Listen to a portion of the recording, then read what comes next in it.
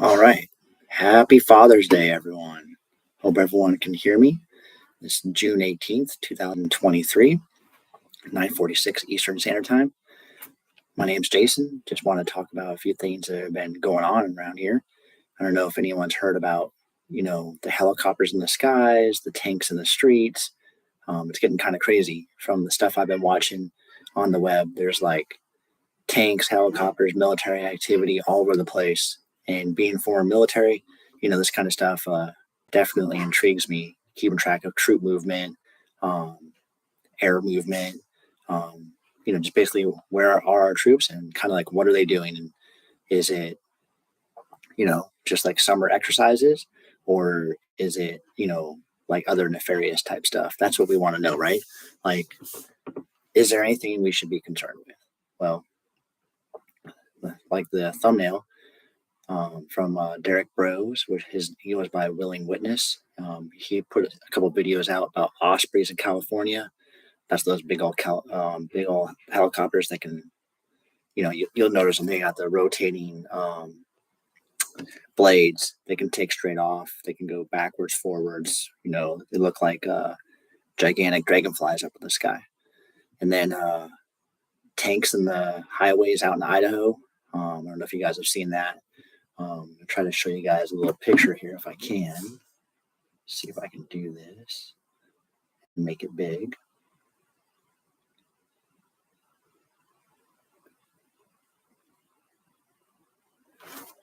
Let's see if you guys can see that.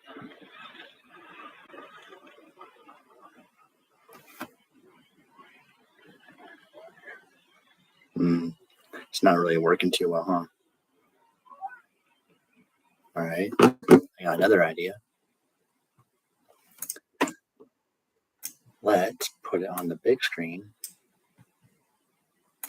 and you guys can watch it over here.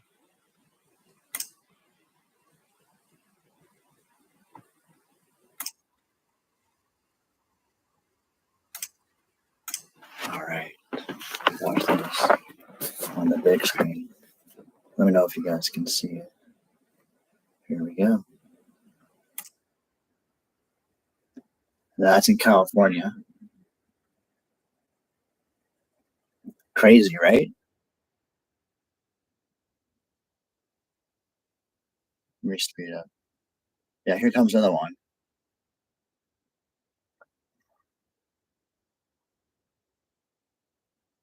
Yeah, I got it showing on two different ones, but that one's coming in. Like, what would you guys do? Like, seriously, like, what would you guys do if that came in your neighborhood, like in your backyard, like Red Dawn? Remember that Red Dawn with Patrick Swayze? Like, what would you guys do if that came down to you? All right, now let's show the other one. These are tanks in Idaho. Now, I used to live in Washington State, so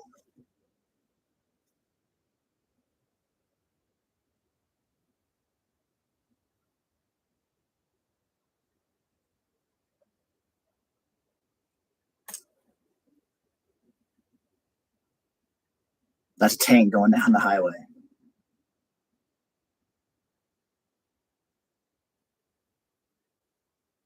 Watch, there's a police car gonna pass it right there.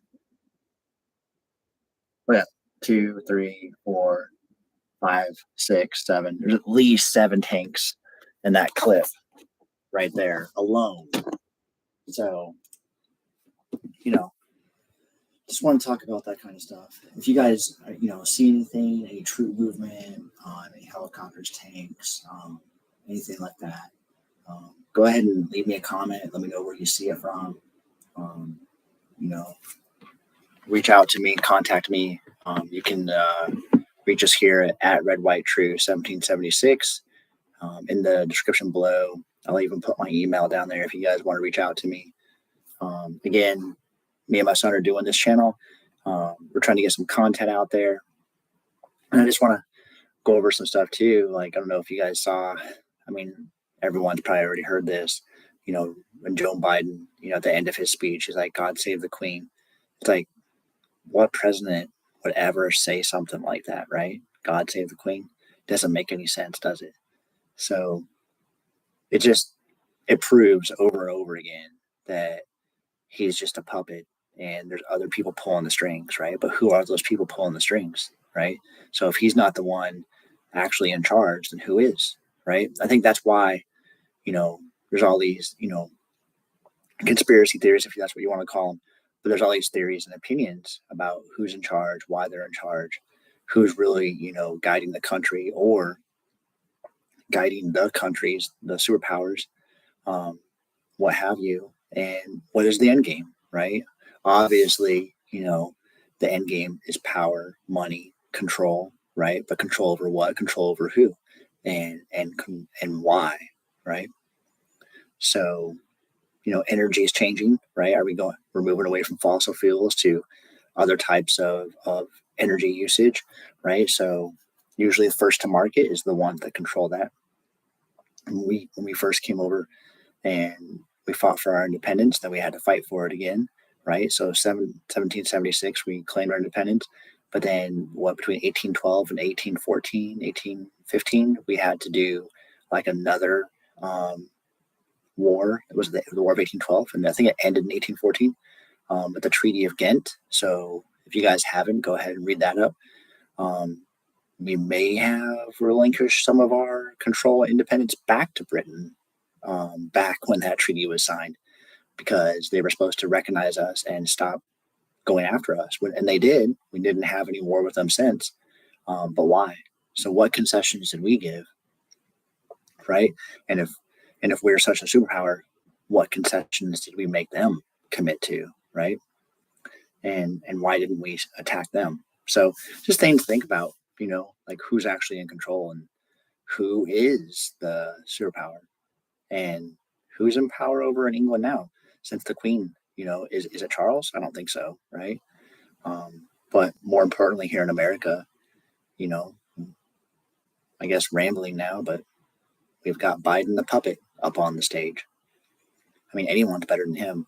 And I mean, don't even get me started on Trump. I already said in the last video, what they're doing to Trump right now with the indictment and stuff. I mean, it's outrageous. I mean, I'm gonna look up some stuff on what's going on with the indictment, but this weekend's been kind of quiet with that kind of stuff, right? I mean, obviously, 18 months before the election, they just want enough bad press out there. They want him to either drop out or they want the American public to think about voting for someone else, right? Before the elections. Like, that's really pretty much all the Dems have right now, because they know people don't want to vote for Biden. So now they just want to take votes away from Trump. That's pretty much it, right? So, anyways, he can just delay this thing anyways until after the election. So he can play the long game and he can just keep delaying the whole, legal system thing. And I don't want to say that I'm an expert in it, which I'm not. Clearly, I'm not. But I know he's got the money, the power, and the know-how, and the right lawyers on his team. He can just delay this, for who knows how long. I mean, definitely after the election. And then I heard a theory that once he's elected, he can just pardon himself, right? And then boom, case dropped, case goes away. All this mishandling of confidential documents, it just goes away like it never happened, right? So there you go. And then all that taxpayer money down the drain trying to go after Trump over and over and over, and they just can't do it, right? So anyways, I want to keep this video under 10 minutes. Just wanted to say happy Father's Day, all the fathers out there. Keep your head up. Always be aware of your surroundings. Oh, something that I thought about this morning. Get your guys' go bag ready, right? I did say in our description that we want to talk about prepping. So just think about this. I mean, I'll go over like what you want to keep in a go bag, but just keep it really simple, right? It doesn't cost a lot of money. Get yourself at least a backpack to start off with. You want to be able to have at least 2 liters of water. I like to have enough water for at least 24 to 48 hours. You don't know where you're going to go. You want to have shelter. So sometimes you can't really put a tent in your bag. So bring a tarp, right? Tarps are lightweight. Bring 1 or 2 bungee cords. Get some of that TA50 cord. Like I said, you want water. You want some type of heating source so you can like make food. So either like a portable burner, so you can warm up some of your food. Or me, I just put a couple protein bars in my bag just to get me through, because you don't know where you're going to be for either 24 to 48 hours, sometimes up to 72 hours. You're going to need a little bit of a bigger pack. But start off small. Start with a small to medium pack. Work to get your by for 24 to 48 hours. So that's 1 to 2 days. So want 1 to 2 days of clothes. You want make sure you get enough clothes. You want at least one long sleeve shirt. You don't know where you're going to be. And in my bag, I like to have waterproof lining. If you don't have a waterproof bag, you can just use a regular trash bag. So put all your clothes in a trash bag. Put everything you don't want to get wet in a trash bag, and then put it inside your pack. And definitely any paper documents that you have, your passport, your license, your ID, your money, all that kind of stuff. Some cash. You want to have that. Wrap that up, keep it secure. Me, definitely want to have a firearm in my bag already ready to go, so I'm not hunting around for it.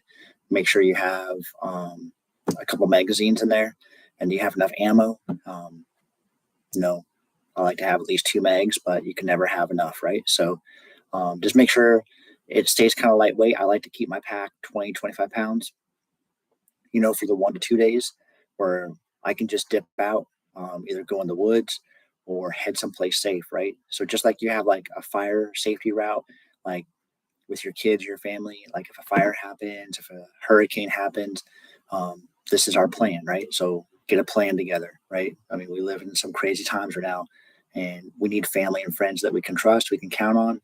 So if you already have your go bag ready, help your family out, help your friends out, help your neighbors out. Um, you know, and then ask around. You can Google a few things, or if you guys have questions about, hey, should I put this in my go bag or should I not? Hit me up. Leave me a comment. So, anyways, like it, watch it, subscribe to it. All right, Red, White, and True out. See ya. Bye.